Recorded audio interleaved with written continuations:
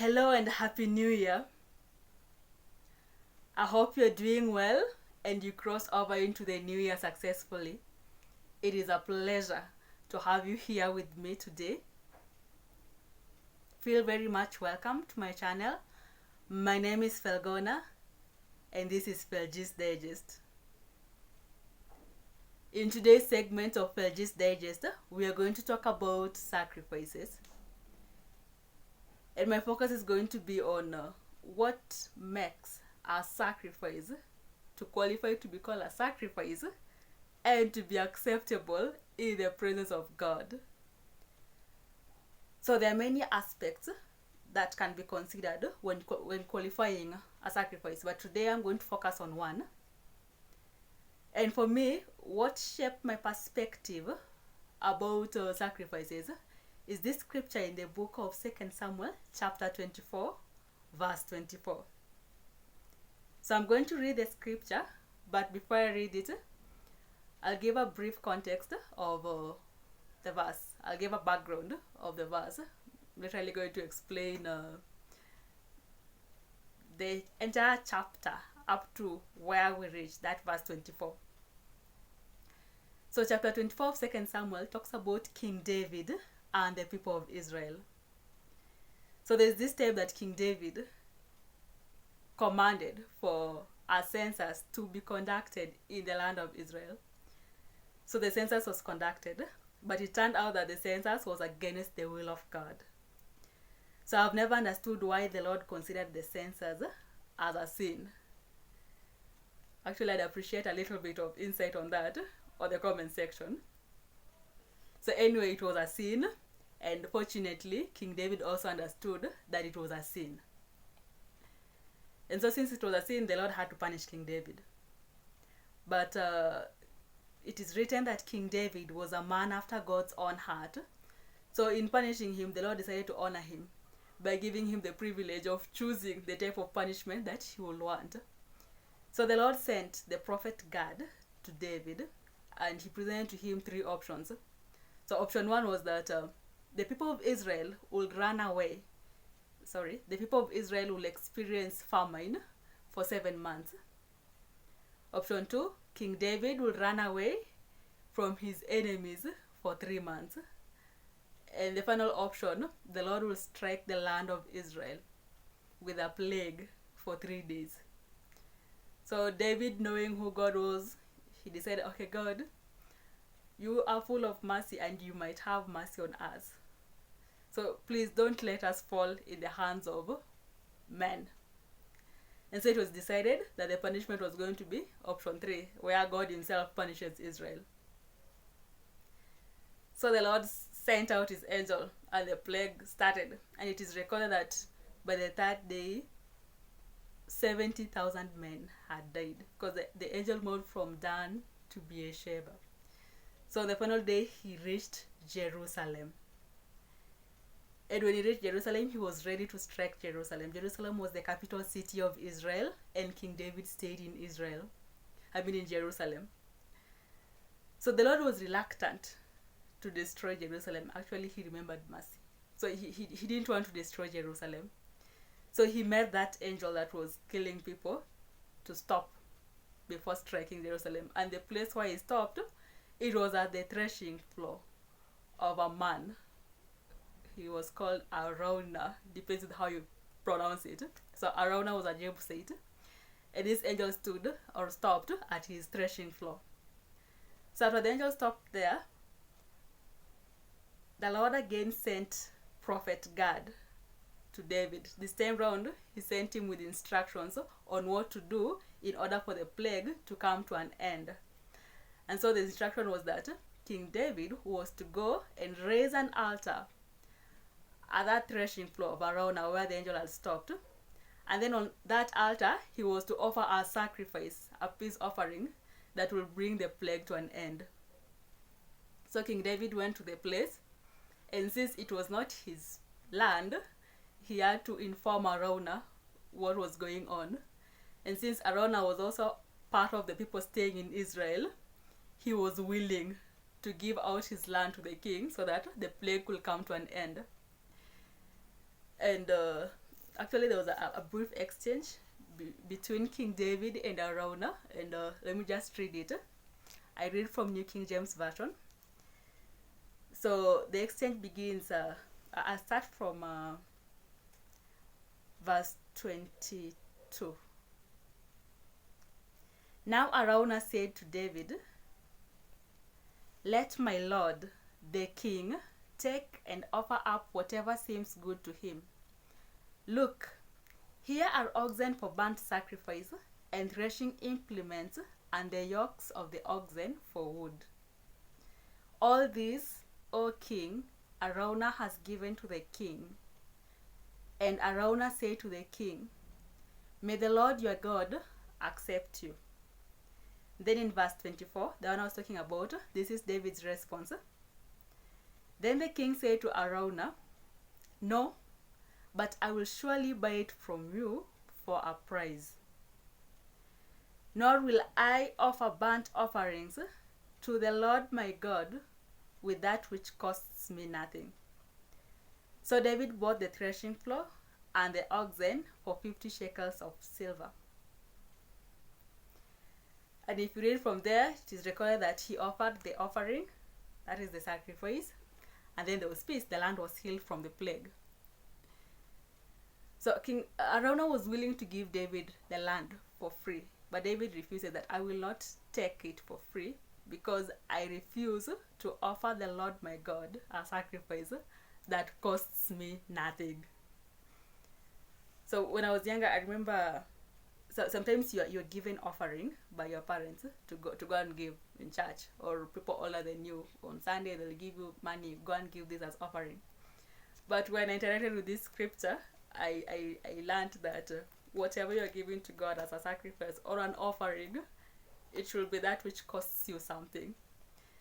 So from my interpretation, what I used to do when I'm given offering, I would still take it as an offering, but I always ensure that I had my own small savings, the one I worked for, so that I also give that as part of my offering, so that I know whatever I'm giving to God, it is coming from my pocket. However, when I was in church, or in December, we had a preacher talking about sacrifices, and it was a deep preaching about sacrifices. So at the end of it all, we were expected to give sacrifices. And when you give a sacrifice, mostly you give a sacrifice to place a demand. It is usually an exchange, like a transaction. You can say, "God, I'm giving you this sacrifice. In exchange, I want a particular thing." So in the case of David, they were to give a peace sacrifice. They offer the sacrifice, and in exchange, the Lord was going to give them peace and heal their land from the plague. So sometimes you might have prayed over things for long, and it is not working, and you feel like, "God, I think I'm going to give a sacrifice." Some people present it as a seed. "I'm going to give a sacrifice," just to, place a demand, to put more emphasis on that thing that you want. Maybe you want a job, you've been praying, you've searched, you have applied, it's not working. So like, "God, I'm giving you this sacrifice. In exchange, I want a job." So that day we were told about sacrifices. It was preached, and we are ready to give. I was so excited.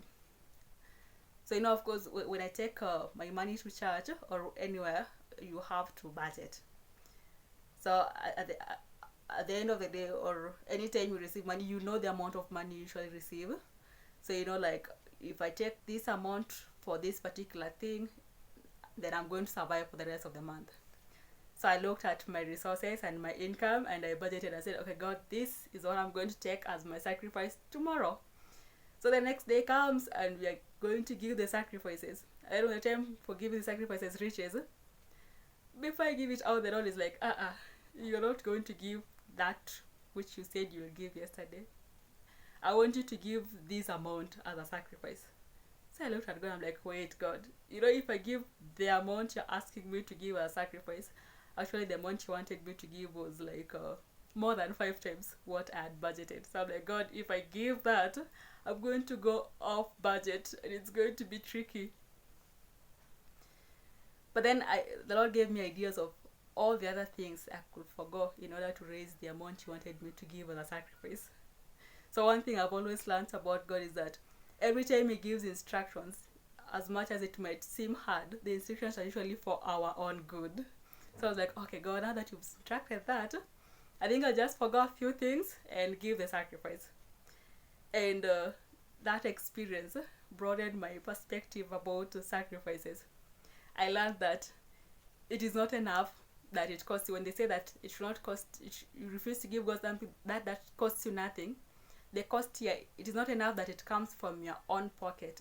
When they say it costs you, it is not enough that it comes from your own pocket. It should also cause you a pinch somewhere. Like the days I used to give my offering from my pocket, it was something that I was comfortable with it. I budgeted for it, I worked for it, I knew and I planned for it. So I at those times I used to understand it was a sacrifice, but this time the Lord is telling me no, it should be something that is pinching you somewhere. So when you're giving that which should be counted as a sacrifice, it is not that which you have in excess.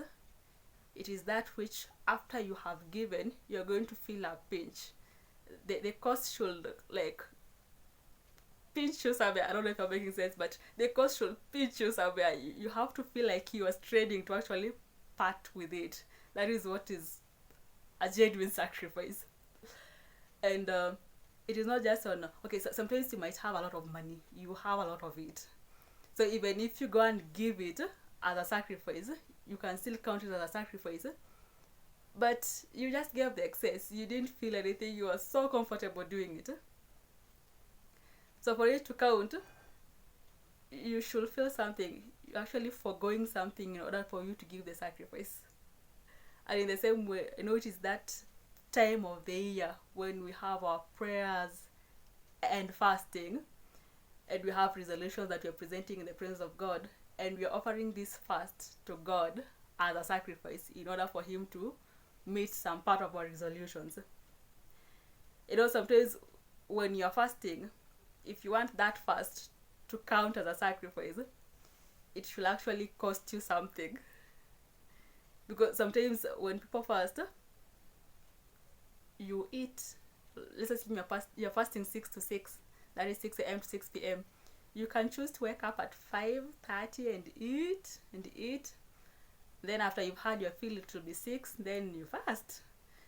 Okay, you can do that, but when you're doing that, you're not really hungry. You are full.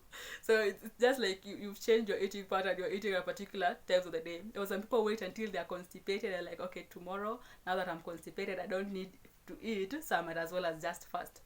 So if you do it that way, it is not being counted as a sacrifice in the presence of God.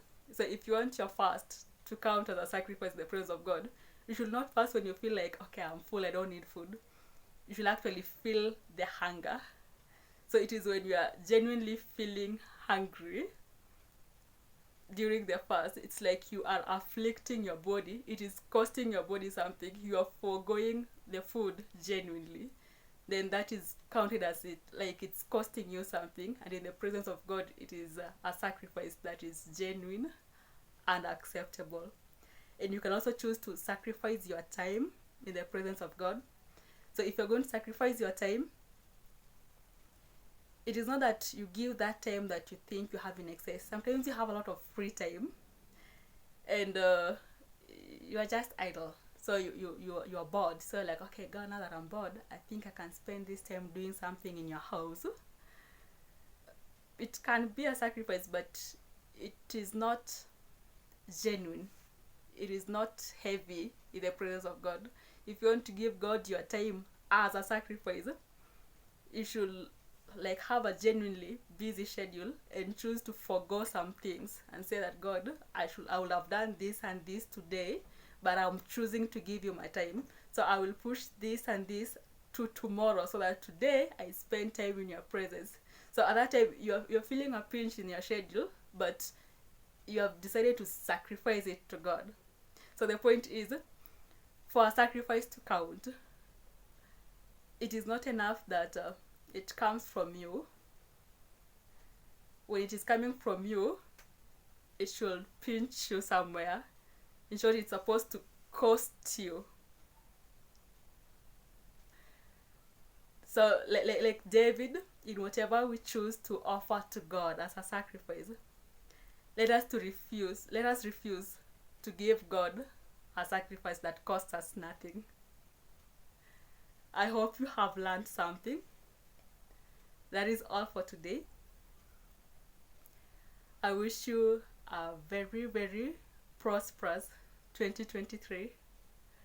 Until next time, may the Lord keep you and bless you. Thank you for tuning in.